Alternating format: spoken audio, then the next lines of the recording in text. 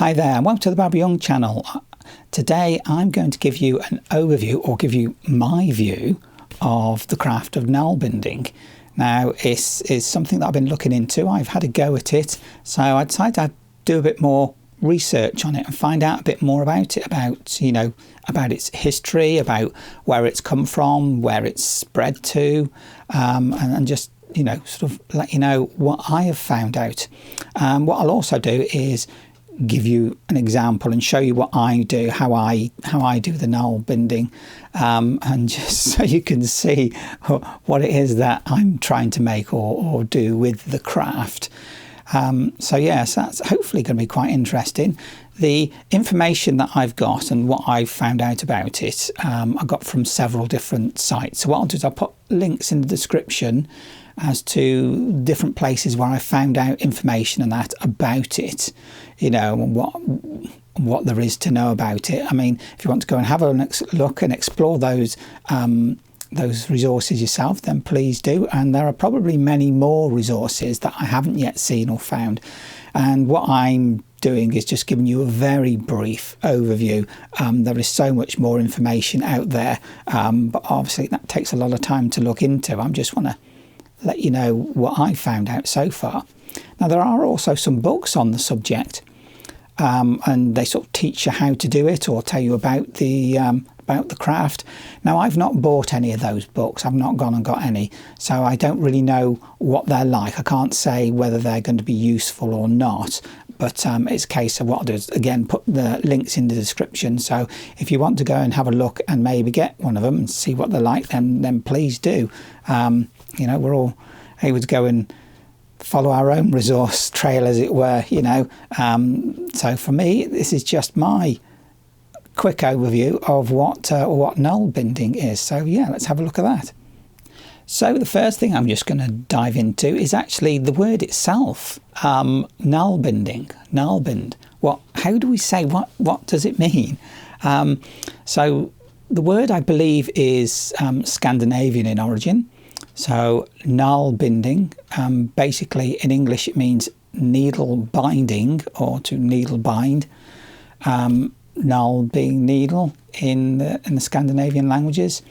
A lot of people and a lot of the references seem to say it's Norwegian specifically, but I imagine that the pronunciation is across the board with the Scandinavian languages, because they are very similar. So, I mean, Nalbinding, so Nalbinding, or as I see quite often, there's an accent or something above the A at the beginning of the word, so that changes the way the A is said. So null is another way, Nalbinding, or it sometimes has an E after the L, so N-A-L-E, so nulla binding. So yeah, different ways of saying it depending on how it's sort of written down or pronounced, or maybe from what country is using that particular phrase. I don't really know. I'm not a linguist. I have no idea. It's just what I've picked up. So yeah, in English it's needle binding, but it can also be referred to as knotless knitting, or knotless netting, or maybe loop binding. Just some of the phrases that I've seen it sort of referred to, but majority in most cases it seems to be needle binding, or the Scandinavian word Nalbinding. So there we go. That's apparently how you say it. So what are you going to need to actually do this needle binding? And I'll refer to it as needle binding from now on, just because it's easier for me to say. First of all, you're going to need a needle. I've got myself a little bag that I've made. I can now keep it all in. So yeah, a needle. Now these are, as you can see, a basic needle. These are not a sharp needle, these are a blunt, and they're sort of quite chunky. They've got a certain amount of size to them. You can get longer ones. I'm actually using one here to keep my like scarf thing in place, that I sort of, something that I do. It works quite well. So I suppose if I needed a needle, just quickly I could take it from here and just use it, and then put it back once I've finished, to keep my scarf in place. But yeah, basic needle. Now these needles, now obviously traditionally they would have been made from bone or antler or wood. You know, that's the sort of three main things. You can get modern ones that are made out of plastic, but I'm not very keen on that idea. You know, let's use a natural resource. You can get metal ones. You can also use very large sort of darning needles, you know, blunt large darning needles, or needles that you use for when you're doing knitting as well.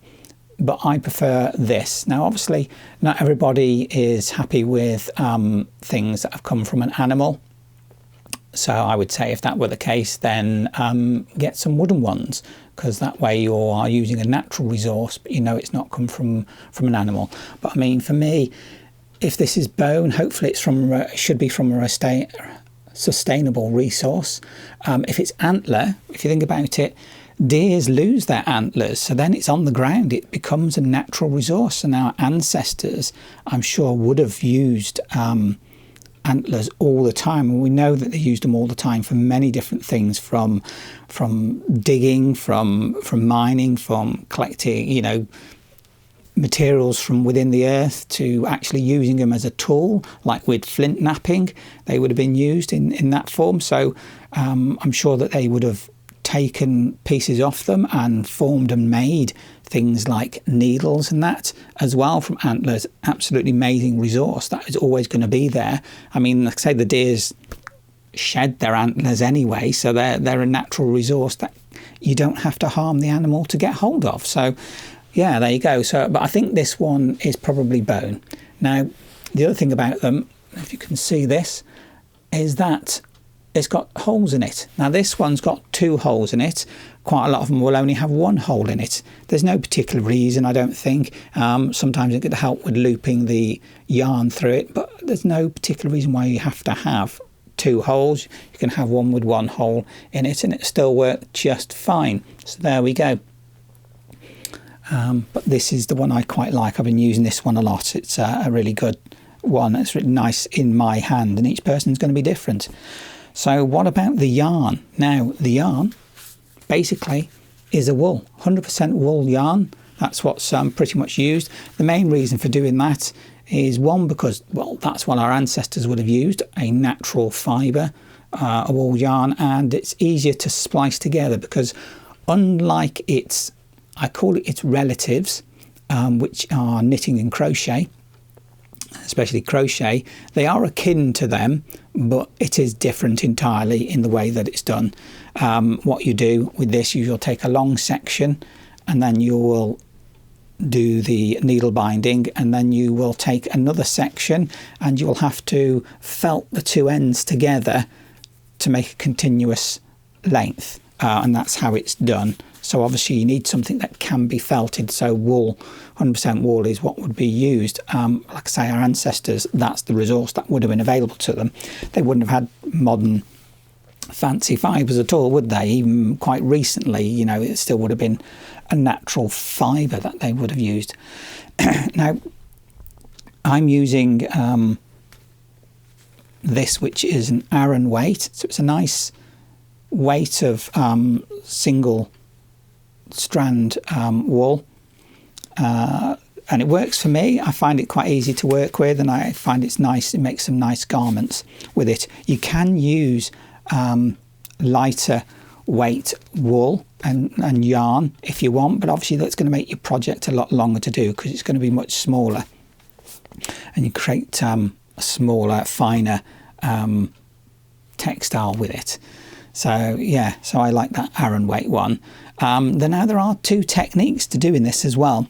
The first technique primarily uses your thumb as a gauge.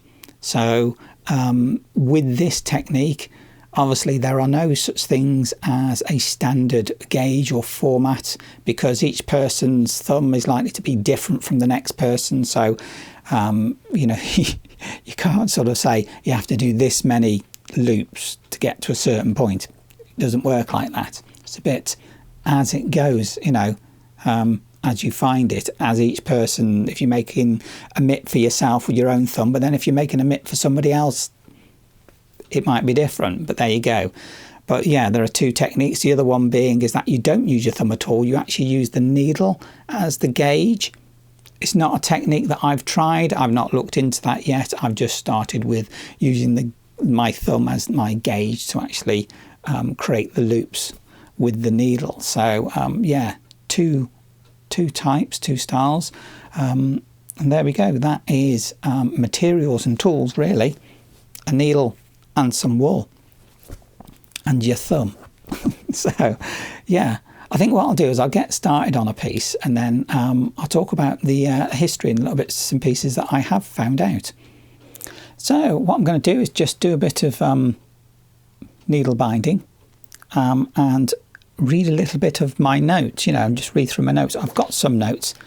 I never remember it otherwise. Never get through it. I don't have an auto cue thing on. I don't have anything fancy like that. I just rely on the old paper notes. So what I'll do is do a bit of this and just read through my notes as I'm going along. So I suppose the first thing I've got here is where did it come from? So it's an ancient, craft. It's several thousand years old. There are examples. There are a few examples what I put here.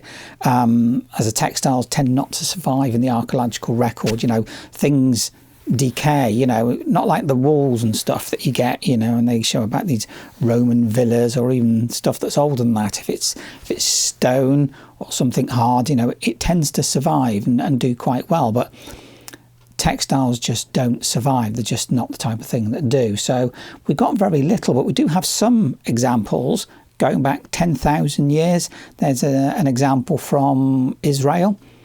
So, what some people call the Near East. And there's also examples in Germany from about 7,750 BCE, whatever that is. I mean, that's still about, if you add on the 2,000 years after that, that's still about nearly 10,000 years old, isn't it? I mean, that's a long time, So this is some time at the end of the Ice Age, basically. The last Ice Age ended somewhere between 12,000 and 10,000 years ago. And then obviously, I presume people started to repopulate, because Europe itself has actually been populated probably for about the last 40 to 45,000 years by modern humans. There were obviously the other humans and hominids that used to survive in Europe before that, but as far as modern humans, it's about 45,000 years ago. But as far as recently, after the Ice Age, I'd say, and then there also seemed to be some development of in line with farming, I think. I mean, this is just how I'm reading it. I mean, there's a lot of things in between, I suppose, that we'd have to find out to see if that was the case. But farming in Britain, which again started from about, well, they say about end of the last Ice Age, but it didn't arrive in Britain until about 6,000 years ago. And there are examples of this type of craft going back that long. So I look at it and think, well, when did it arrive? Because, I mean, the end of the last Ice Age and the arrival of farming about 6,000 years ago, that's in line with what we call the Neolithic period, which means New Stone Age. So a long time ago, we've had this arrival, and I think, well, how did it arrive here? Did it arrive with new people, or was it a technology? Was it a craft that was passed on and the locals picked it up? I mean, once we get into the Bronze Age, and especially the Iron Age, there are lots of examples of this craft, or a lot more of the examples of this craft. It seems to have survived more, but then there's a lot more people living, and it's not that far back in time. I mean, going back to the Stone Age times, you've got three periods. I mean, you've got the Paleolithic, which is the Old Stone Age, the Mesolithic, which is the Middle Stone Age, and the Neolithic, which is the New Stone Age. So to me, it appears that somewhere within the Middle Stone Age and New Stone Age, that's where this craft has spread and come from.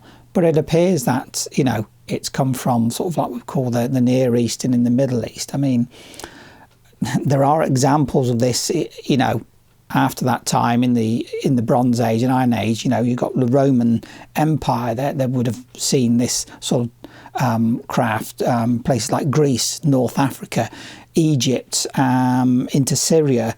But there's also examples of this much further afield. You know, you can go off to China or to Central America. So this style of craft was obviously being used a long time, over a long period, in lots of different places. It just seems to me that the place where it mainly sort of seemed to fix was in Northern Europe, is the main place. And over time, that's become the main area that people think of that this craft comes from. And I suppose as well, when you look at the words for it, it's very much Scandinavian thing. You know, supposedly the name itself, Nalbinding, derives from Norway or Scandinavian language. So at some point, they obviously thought it was a really good technique and were quite happy to keep doing this technique. Let me get myself sorted. Because it helped them to make garments that were useful for them. And that's the main reason why crafts and techniques last, is because it's useful. If it's something comes along and it's not very useful, then the locals aren't going to keep doing it, are they? Just going to go, well, that didn't work, let's just forget it. So yeah, so obviously in the Nordic countries or the Scandinavian countries, it was very much, yeah, this is useful. We can make woolen hats and woolen mitts and woolen socks, you know, using this technique. So yeah, so it's very useful within those countries, and that's why I think we see it in the Scandinavian countries now, or at least that's where it seemed to be most predominant, even though in modern days it has died out quite a bit and is now considered a bit of a rare craft, an endangered craft even, you know, to some extent. So it's a chance that it could have died out and been lost forever, you know. So yeah, lots of places it's been and it's been used. I mean, I suppose go anywhere and you're going to find examples of something somewhere in most places that relate to textile formation of some sort. This is just one style. So, and it's predominant in the Scandinavian countries. Other places are going to have other techniques and crafts that we would never see in Northern Europe, but other places they might be very prominent, you know. Yeah, it's a bit of a slow thing, this, you know. It's not quick. You don't rush through this, even though when you get sort of used to it, you can sort of rattle on fairly sort of quickly, comparatively wise, you know. But compared to other things that it's compared to, I mean, like, it's supposedly akin to excuse me, it is akin to knitting and crochet, but they're formed very differently and they're much more modern. This does predate crochet and knitting. I don't know the history of crochet and knitting. All I know is that this definitely predates both of them by some considerable time.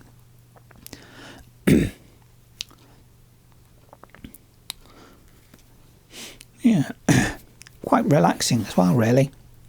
Just, you know, doing.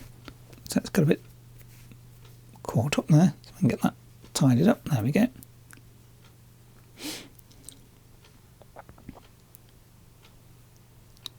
So I suppose really what I ought to do is go over the stitches and what I'm doing, you know.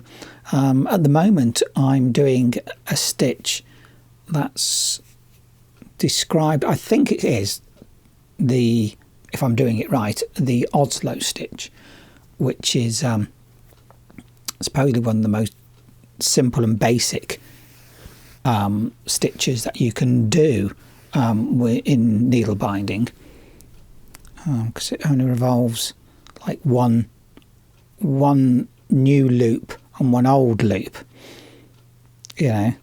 So, and that's his very basics of it.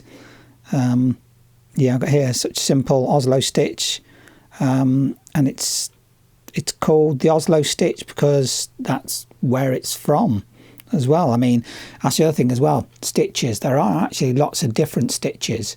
There are loads of them, apparently over 200 different ones, and a lot of them are named really after the places where they were first found, especially in the archaeological records.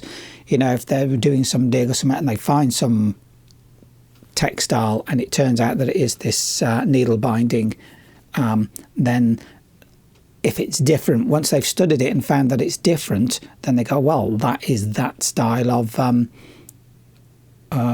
of needle binding. We'll call it whatever that place is. So, I mean, you've got the Oslo Stitch, obviously from Oslo, and then you've got the York Stitch or the Jorvik Stitch, also sometimes called the Coppergate Stitch, because it was found in York. You know, that was some socks as well, that was apparently. And the thing about that is, because of where it was found, was that something that was actually done by the locals? So was it a technology, was it a craft that was passed on and the locals learnt it and they used it? Or was it something that was brought in by somebody else, somebody from the Viking world going to York? And they took it with them and they had these pair of socks on, and that's how that ends up being there. And then it's from that point on they start to, maybe the locals might use it. We don't know. I mean, because there's very few records. And then there's, you know, other areas, you know, where you'll get other ones, and you've got names like other stitches are Dalby, Mammon, Corgan, Telemark, Coptic, Finnish, Russian, Delaney. I think that's right. Delaney, or is it Delamay? Not quite sure, really. And then there's a whole horde more. You know, like I say, there's over 200 different, you know, types of stitches that are thought to be out there. You know, and that, to my mind, that makes me think about a certain thing, about how technologies are passed on. I mean, if you take a technology nowadays and somebody goes, oh, I want to do this, I want to do that, then the initial stages of that technology have already been developed. Somebody will, because of our consumer capitalist society, someone will try to look at that and go, can I make some money out of it? Can I do that in a way that's different and something that nobody's done before and that possibly somebody might want and could use? So they'll try to develop a technology and then sell it. But that's not how it used to be. I mean, that is a very modern way of looking at the development of different technologies. In the past, it would have been a case of, if we need to do something because it helps us, then we'll do it. Or if there's a way of doing something that makes things easier and better, then we're going to do it if we can. So to me, when this craft came along, when this technology really came along, this way of doing something to make a textile, then I think, well, how was that passed on? I said, I mean, was it a case of the locals learning from people that might have been bringing that technology with them? So it's a slow progression from one place to the next of the technology developing, or is it a case of people bringing that technology with them into a new area and then settling, and then it starts to spread out? Don't really know. I mean, it's also like with, if you've got two people doing the same thing, it's like, you know, if one person shows another person, because that's how it was done, one person would show what they're doing to the next person would then learn that skill.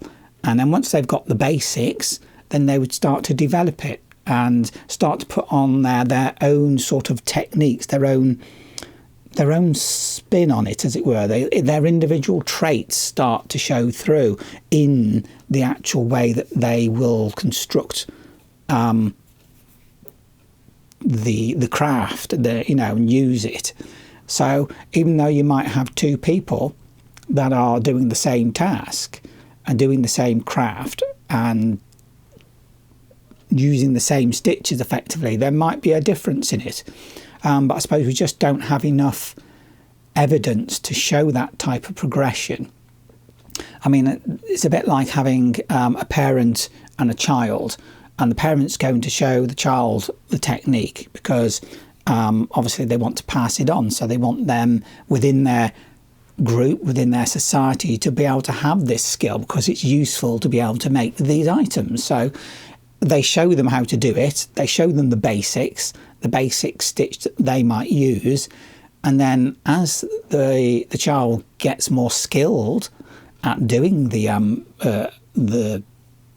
craft, the needle binding, they might change things. They might do things just a little bit differently to how their parent was doing it, how they were shown. And then you end up with a slight difference, a slight variation. But of course, we don't see that in a local sense. I get the feeling there's just not enough in the archaeological records. But if you spread out further afield and you to look at, say, like Denmark in comparison to Sweden or in comparison to Britain, then you see the differences in the different stitches. And to me, that's how I think it progressed, that at some point there would have been a sort of base way of doing it. And I think like the Oslo Stitch, being a very simple one, might have been a basic stitch that a lot of people would have learned. And it might have been that everybody learned that or learned that in some way. But different regions also had their own way of doing it through variation over time. And so you end up with different people going, well, this is how we do it here. And two people might, within the same village, might do it supposedly exactly the same, using the same style, the same stitch. But because they have their own slight traits, unless you're able to see them side by side and see the slight variations, we can only see the variations when we look at, say, one country compared to a different country. So yeah, but I think that is the way that it's more likely to have developed and created a new form of stitch or a different stitch that you might see in one place compared to another. And also individual traits, bringing in differences and variations on how they might want to do that. So, but again, to me, it's this thing of the little bit of research that I've done has drawn up a lot more questions than it has answers. I've got so many more questions that I've got about what was the basic form? Did it spread quickly? Why was there a variation? Why did people learn differently? Did they want to show off, well, I'm from this area and this culture, so I'm going to do it this way to show that this is us. And a different place, a different country going, well, yeah, we're doing it this way, so you can see it's definitely us. Who knows? I don't know. Lots of questions. It's not obvious, is it, how things have progressed over time? So, yeah. So I think it's an interesting subject and consideration about how different skills, and even if it's not this needle binding, but any skill, how does it get passed on and how does it vary over time? And what route did it take? Did it come from Israel and immediately went into the Middle and Central Europe, or did it go what we now call Eastern Europe? Did it travel along the Mediterranean and then come into Europe, or who knows? What's the pathway that this technology and craft took hold? Again, so many more questions than answers. Well, I've done a little bit here.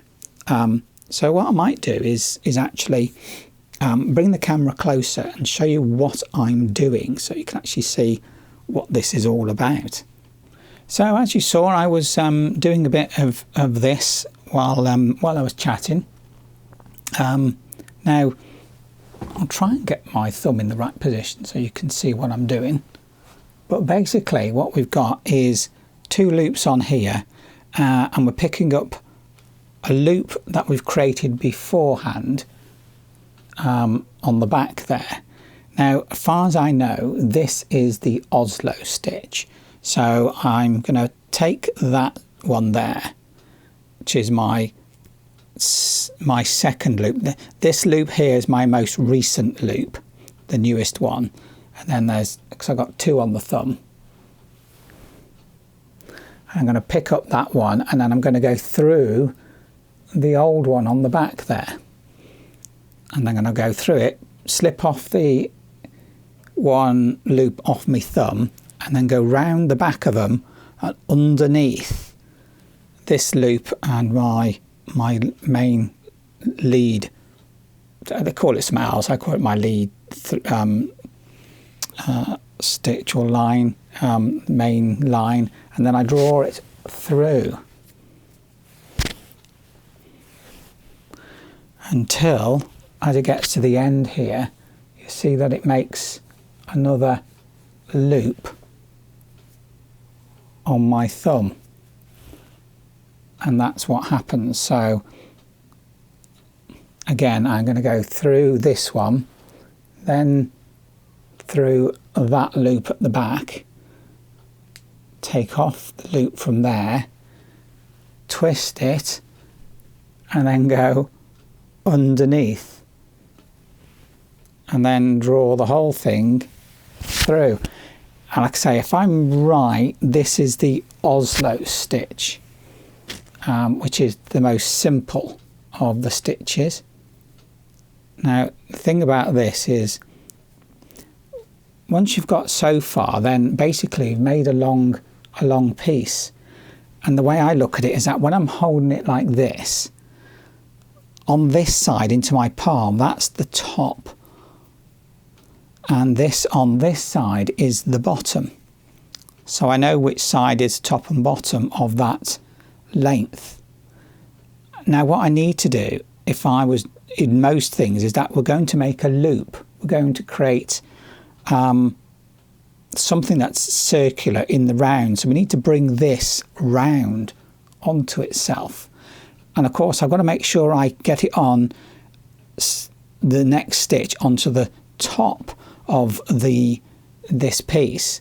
If I attach it to the bottom, it's going to end up a right mess. So I need to hold it. That's the top. So I need to bring this round, and then I need to make a stitch by picking up what would be the first stitch on here, which is always a bit difficult. I think, which one is it? Is it this one or is it this one? I'm going to take it that it's this one. So again, I'm going to put my needle through there and then going to put it through the loop on my thumb and through the last loop that I'd created that's on the back of my thumb. Then I'm going to pull that off my thumb, twist it round underneath, and then take it through.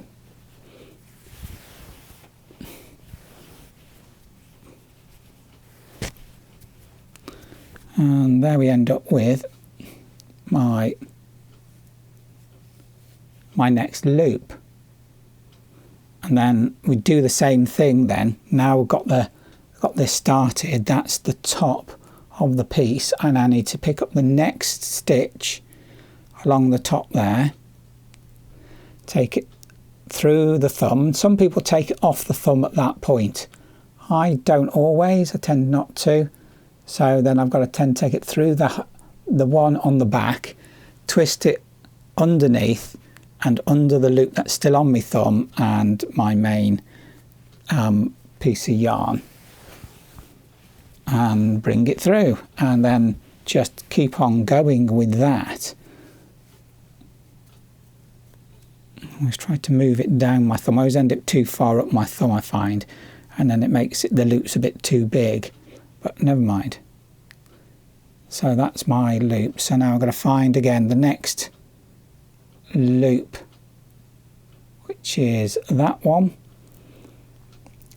Take the last loop off my thumb, through the loop behind my thumb, twist, and underneath.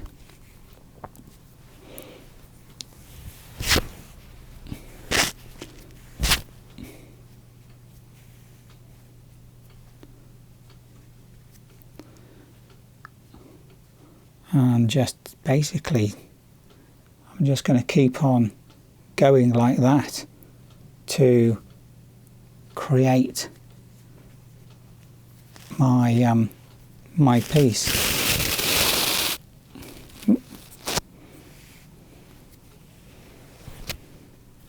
And that is basically how it's done. You're creating a number of loops. Of course, it gets a bit messy sometimes. I'm always trying to adjust it. Now that's my next one. Through the loop on my thumb, through the loop on the back, underneath, and draw the whole thing through. So there we go. Oops, out of shot again. Keep doing that, don't I? Let me see if I can do this and keep the whole thing in shot. So through that loop, through the oldest loop on my thumb, through the loop at the back, twist, underneath, and draw the whole thing through until I have 2 loops on my thumb again. And it's just basically that. I just keep doing that until basically I run out of thread. So yeah, that's it. You just keep going round and round and round effectively until you need to add more yarn to the length. And I know there are variations of this, so you know, somebody might be saying, no, I'm doing that wrong, that's not Oslo Stitch, or that's a variation of it. If you know what this is called, if it is a variation, if it isn't a true Oslo Stitch, then obviously put it down in the comments, because I mean, again, this is that thing of if you don't know the technique and you need someone to show you, then how many people out there know how to do this, have the skills and the craft, have the skills of this craft and have the knowledge to be able to teach it? From what I can make out, there's very few people out there that really know this stuff, because again, it's an endangered craft, so it's not being utilised, and it's very much that type of thing where, you know, these days, especially with knitting, you know, they've industrialised it. You know, they've got knitting machines that can do knitting, but the way that this is constructed, I can't see anybody ever being able to create a machine to do this process, because it is a series of loops. You know, you're not, I don't know, it's hard to describe it in comparison to something like knitting or crochet. It is just fundamentally different in the way that it's constructed. So you cannot really mechanise or industrialise this. This is something that is done by hand, by people. And that's another thing that I like about it, this craft, that it is something that is done by people directly. You can't just invent a machine for it. You know, and we're good at inventing machines. We're good at creating ways of doing stuff mechanically. Ooh, this one's a bit tight. To take over from the human element, but not with this. And perhaps that's why it's not been utilised so much. It's also things like knitting and crochet are quicker to do, and obviously the quicker you can make something, you know, the better it is, because you can more quickly and readily have an item that's that you want to be able to use, especially if it's something like a hat. But then I think with something like this, again, if people were skilled and they were doing it all the time, then actually they would be relatively quick at doing it and be, you know, make it look nice. So, you know, and they could come along very quickly and go, all right, okay, in just a day or two, if they had no distractions, then they could easily get, I don't know, a hat made, or a pair of mitts, or some socks maybe. You know, because they're skilled at doing it and somebody wants something, then they'd be left alone to do that task. And once they've done it, then obviously it's either made for that person specifically, with, you know, as part of the group, the tribe. So obviously we didn't have a thing of payment, but if there was a payment required, you know, it might be that the payment was in the way of food or security. I mean, it could have been in the way of a financial, like we think of money these days. Now, I use one of these, which is a stitch holder. I use one of these just to sort of pick up where I am with it. So I can take my thumb out and I still know where my loop is. I'm not going to lose it so easily. But yeah, that is just a very simple loop. So that's it singularly on its own there, that small bit. So where I've started, and then obviously where I've looped round and gone over, you've now got 2 rows like that. And this is supposedly the Oslo Stitch, but well, it seems, you know, it's got a certain amount of space in it. It's got a certain amount of looseness to it, but it looks nice enough, doesn't it? But of course, that's not the stitch that I do. And it's a case of, what stitch do I do? Well, to be honest, I don't know what stitch I do. All I know is that this is meant to be something what I think of as the Oslo Stitch. And I say I could be wrong. Please correct me if I am wrong. But the stitch I do is something different. It's based on the same fundamentals of this. So what I'll do is I'll get some more thread, yarn, and just so I can get the camera in a better position, and I'll do some of the stitch that I do and try to show you that. Okay, so I've got a length of yarn here. Now, this isn't wool, this is just some cheap acrylic yarn, just so I can sort of show you what I'm doing. Now, there is techniques of people showing how to start off and doing loops and double loops and whatnot. I've got my own way of doing it. It's a bit convoluted, but it does seem to work. I bring the yarn up, make a loop round the needle, and then take the back that length and create another loop. Now I'm going to push this through carefully, not to disturb the loops too much. No, that didn't go very well. See, that's the trouble. It's a bit wishy-washy this way, and sometimes it doesn't always work. So create one loop, create another loop, and gently get that to go through, hold on to it, pull my yarn through.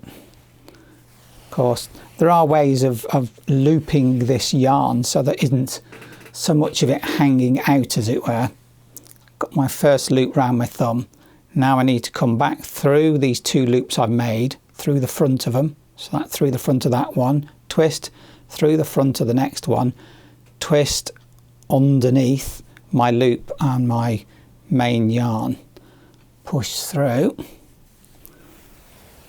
and then come through. Keep it going until I've now created 2 loops on my thumb. Now on the back, if I just pull my main piece, it should tighten up one of those loops, and I'm left with 1 loop on the back and 2 on the thumb. And I find that's the way I like to do it. That's my best way of doing it. Of course, it's a bit convoluted. I don't know anybody else, or I haven't seen any other examples of anybody else doing it that way. It's just me and the way I like to do it. Let's get that on the table. It's just the way I like to do it. So now I've got 2 loops and 1 on the back. Now, what I also do is very different, and I have seen it once in one example, is I'm not going to come through this particular loop from the front. I'm going to come to it from the back. So I always take this loop and I have to work this loop a little bit, like preparing it. So I'm holding it. I'm pinching it. So now I'm going to come through the first loop I did and come round through the back of the back loop, slip that off, and then underneath, and then draw this through, which of course takes forever because it's long. And I know there are other techniques and ways of having it so you haven't got quite to pull through quite so much all the time, but just finding this way works for me. And then I need to again just make sure this loop is ready for me to take it in. Go through the first one, through the back of the back one, and go through there that way.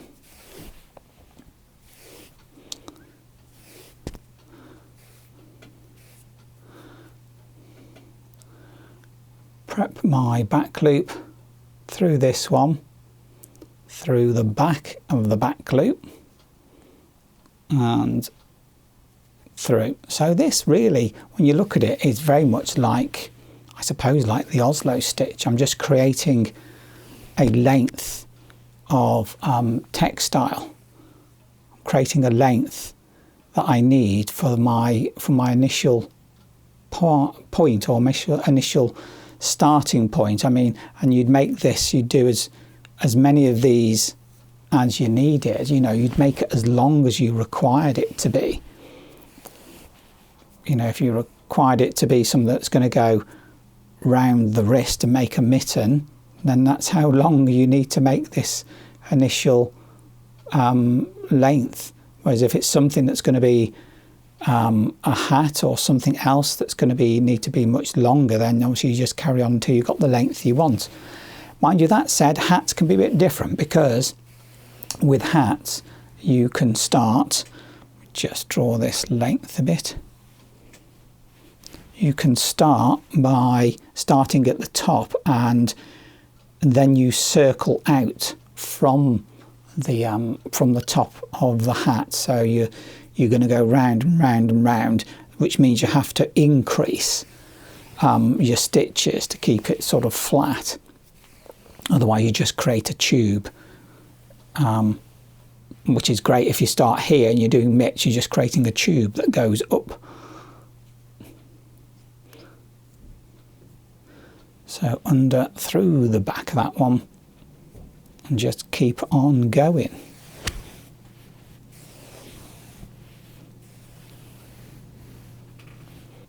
So I've done a bit more. I've just got a bit of a length to this this starter row. Now again, like with the first one, what's into my palm of my hand, that side is the top, and what's on this side is the bottom.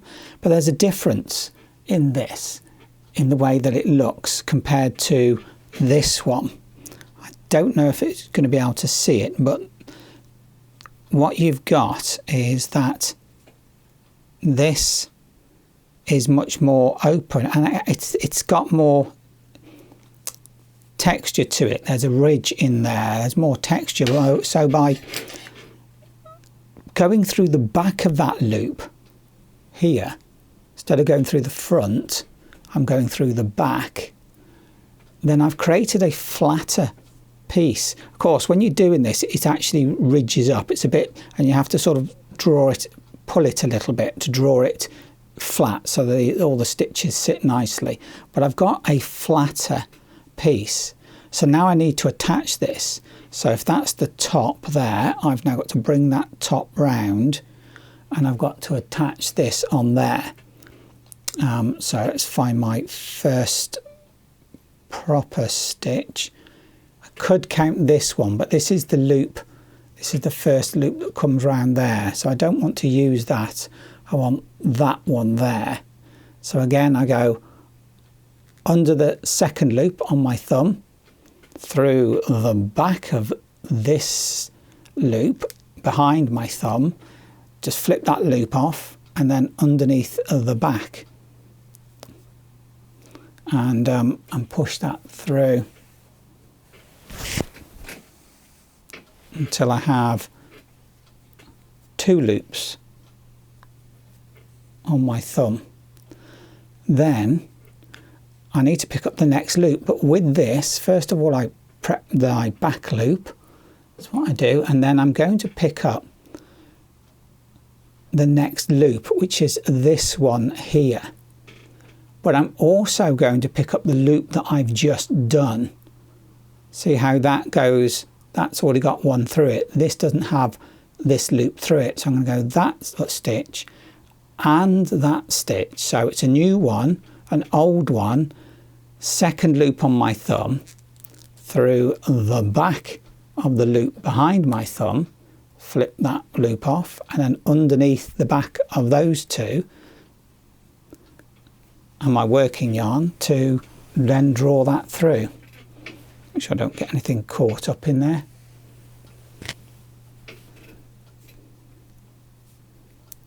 Yeah, it's all a bit, it doesn't sit quite so well, this type of yarn, because it's an acrylic yarn. It never quite works quite as well as real wool, as the 100% wool. So just the only difference that I'm doing really is I'm prepping this loop behind my thumb because I want it to sit right before I get there. So I'm picking up the next loop, the loop that I've already done, then the second loop on my thumb, and then through the back of the loop behind my thumb, flip that loop off, and then behind the back of everything to come through. And that is the stitch that I like to do. I don't know if it's a proper stitch. I don't know if there's a name for it. I imagine that there is a stitch that's similar to this, that's like it. I mean, if there's anybody out there who knows about Nalbinding or needle binding and knows what this stitch is or what it's like, it's most like, then please do let me know, because I don't know. Because I mean, I was just looking at different stitches and picking up different techniques, different things that I was seeing in several different videos, and just trying to emulate it, as it were. And this is what I came up with that I like, that I'm comfortable with doing and seems to work. I can make this one work. So prep my loop, pick up the next one that I've done, second loop on my thumb, through the back of the one behind the thumb, flip that off and underneath to complete. So yeah, so that is a bit of a technique, and see why this is not a quick thing. When you're doing several loops to make that work, then obviously it takes longer to create. I suppose that's why the Oslo Stitch is popular, because it's about the quickest way of creating a textile using this craft. But I mean, I suppose once you get used to it, you know, if I wasn't here showing you, then I'd probably be a bit quicker at doing it.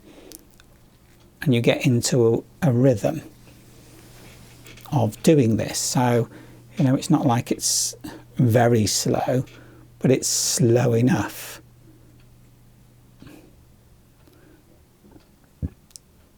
Yeah.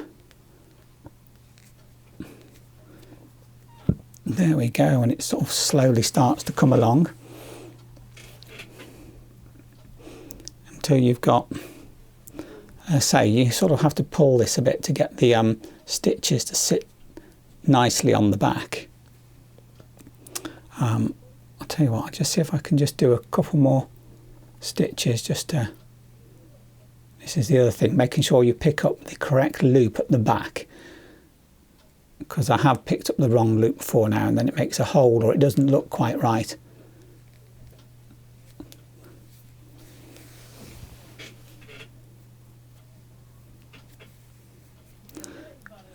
And what I'll try and do is, yeah, I think I'm just going to show you it. I'll take it off in a moment.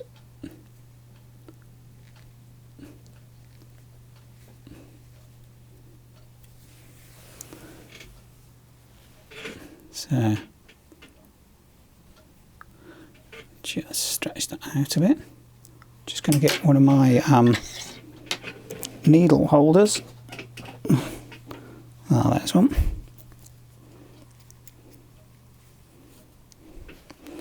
And just put that in there through the 2 loops I've got on my thumb, through the next loop on the back there. You don't have to do it this way, some people just let go of it, but there we go. So what we have is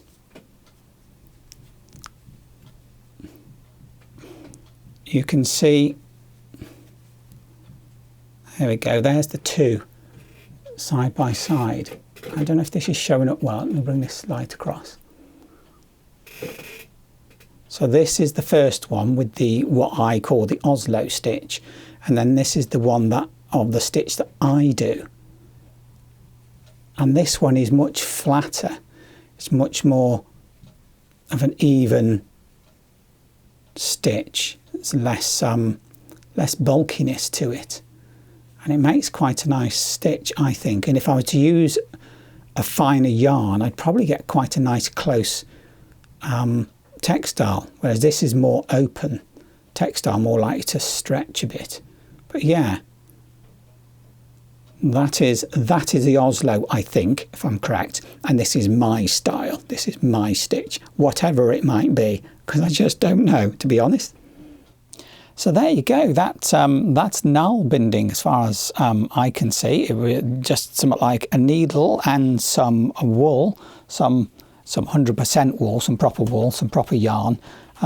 You can make garments, you can take that and create things with it. Like I say, I'm not an expert, and the sort of bit of research that I've done is very, very limited. I've really just scratched the surface of what this is all about, and about the knowledge base, especially those people that do know about it and do understand it, who do have the knowledge of the craft as it's progressed and understand a lot more about what's happened, where it's come from, and who's doing what with it. You know, there are people out there that really do have that knowledge and skill. So, I mean, absolutely brilliant that is. So what I've just shown here really is just scratching the surface, and I've got so much more to learn, and I do want to learn. I do want to properly research more and more of this craft, so I can make things. And I have made some things, like I made these mitts. This is my first set of fingerless mitts. It's my first attempt. They've sort of stretched out a bit. This, I did use what I believe to be the Oslo stitch. They do go on, do fit on me, but they're not quite even. They're a little bit large, but I mean, that's fine. I could have something else underneath as well. But yeah, that was what I consider to be the Oslo stitch, or what I thought was the Oslo stitch, in how it looks. And then the next thing I made was another pair of mitts, fingerless mitts, which are these ones, which I use 2 different colours.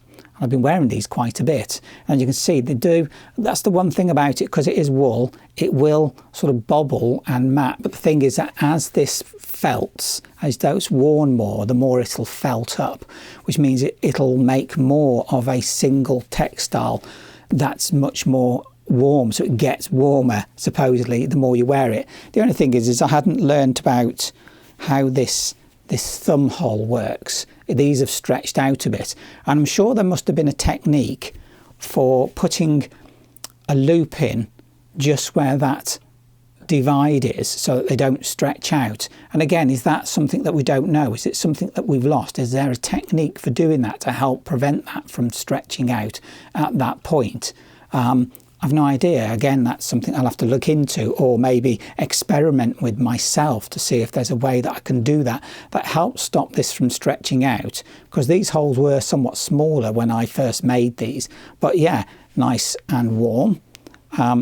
Mitts, fingerless mitts. So that was my second pair, and the fit was a bit better this time. And then I've got a hat that I'd made. Now this hat was brilliant. I really enjoyed making this hat. I did do an example first, just find that, where I tested out my considerations how to increase, because you also have to learn how to increase and decrease your circles, so that you can change the shape. And I made this sort of bowl shape, so I could understand that. This is just acrylic. Yeah, but it worked as an example for me to understand what I was doing before I start using the wool, because obviously the wool is somewhat rather more expensive than acrylic yarn. So yeah, so I made this hat, and it came out quite well. And this was using that stitch that I use. You know, I didn't use the let's have a look.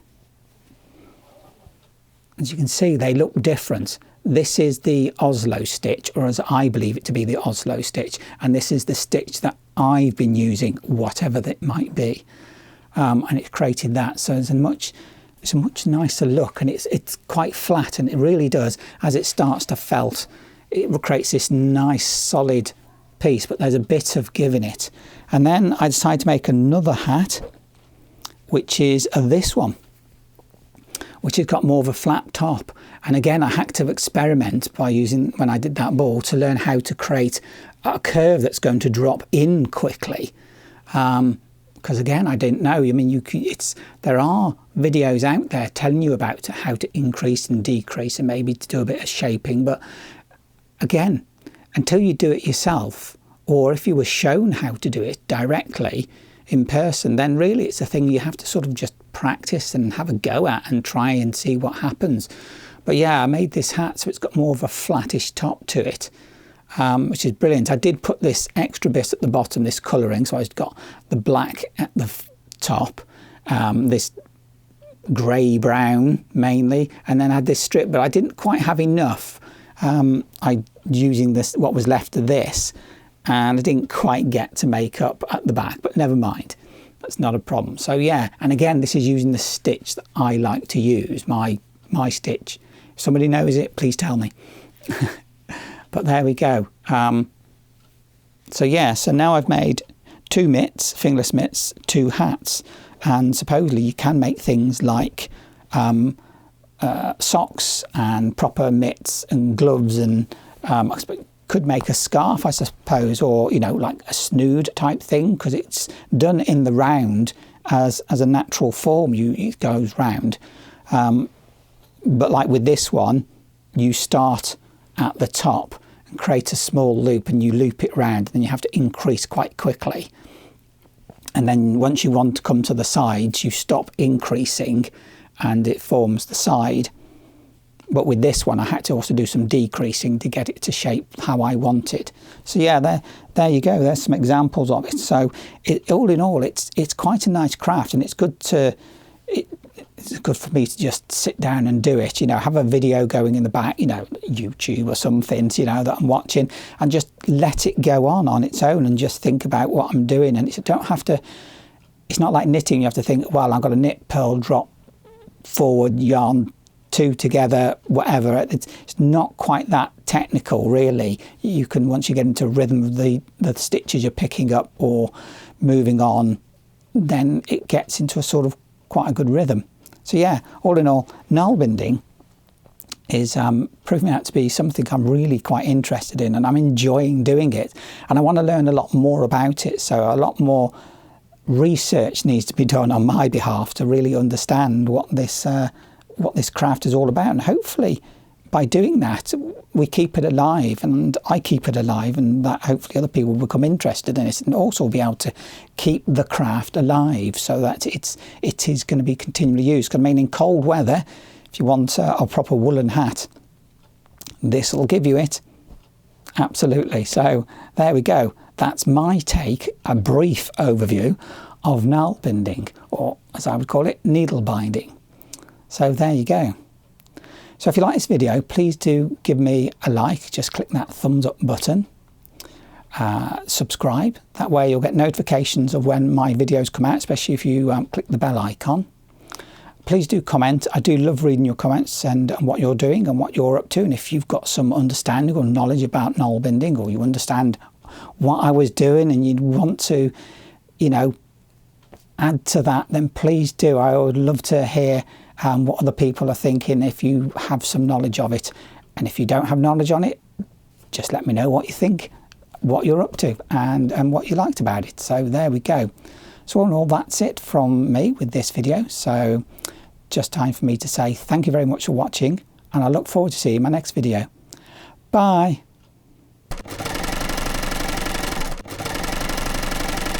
Happy